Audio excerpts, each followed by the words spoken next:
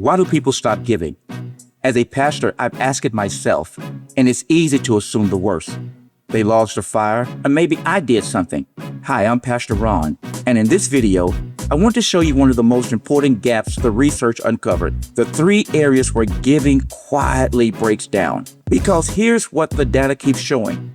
There is a clear disconnect between what givers want to do, what church leaders estimate, and what actually happens. But before we look at those 3 areas, let's start with the gap that makes the 3 areas so easy to miss.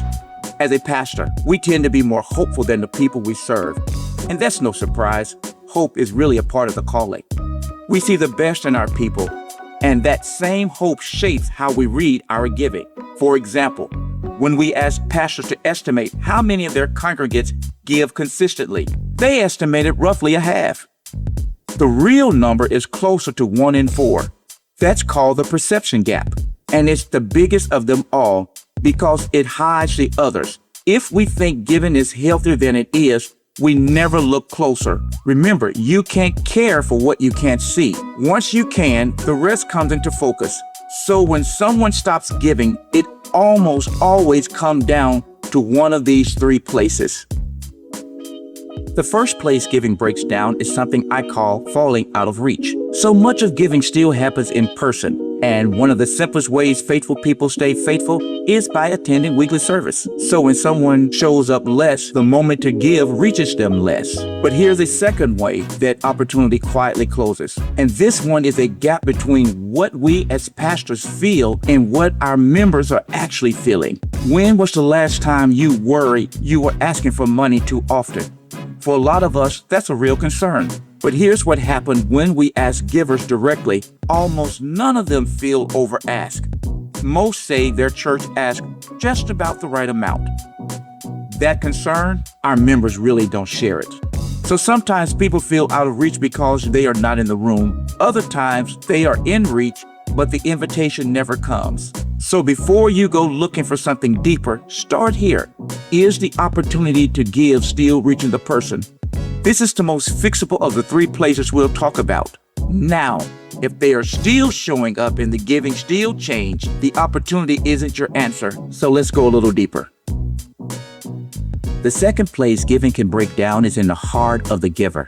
They're still here, but something quieted down inside of them.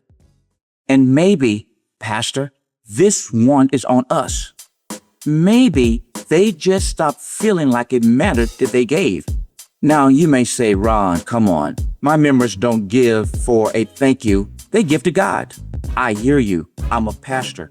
I teach the very same thing. But hear me. Even the most faithful giver is still a person. And here's what our research found. More than half of givers said their church or pastor has never privately thanked them for their giving. Never. And here's the gap that should stop all of us.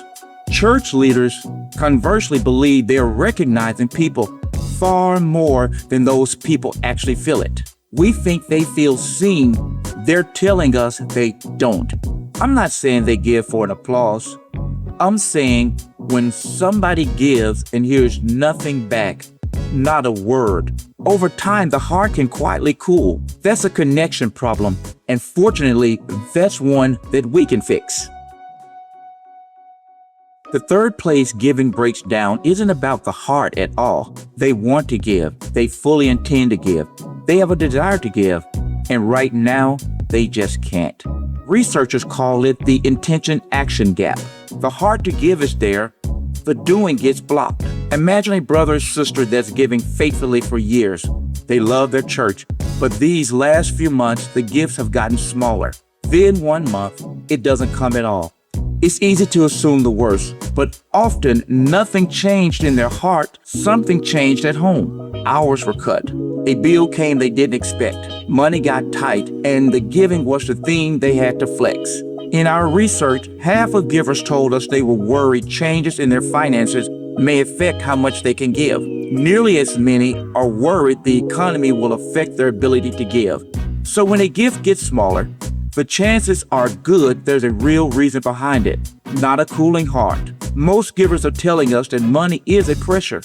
Sometimes we as pastors don't see it that way. In fact, nearly a third of pastors don't believe financial strain is a real barrier to giving at all. And only about 1 in 7 churches offer any kind of workshops or classes focused on financial well-being or stewardship. There is an opportunity for us. Even a small step like a financial literacy or budgeting class can tell a struggling giver you see what they're experiencing and they're not alone. It starts with seeing the weight for what it is. In a minute, I'm going to give this back to you with a simple way to use all of this. But first, let me tie these 3 together. Falling out of reach, the hard cooling, and the barrier that stops a willing giver. Each one has a name: opportunity, intention, and action. They're not just where giving breaks, they are what builds a giving habit in the first place. So when someone's giving falls apart or never quite gets consistent, it typically traces back to one of the 3. We call it the consistent giving model. And what we cover today is just a start. Our full 2026 Giving and Faith Report goes much deeper. The model, the different givers in your pews, what actually works, and more importantly, what doesn't work. For many churches, closing the gap we've talked about could mean tens of thousands of dollars in extra giving a year, just from helping people give the way they already want to give. To learn more, check out the link in the description. So this next part is yours.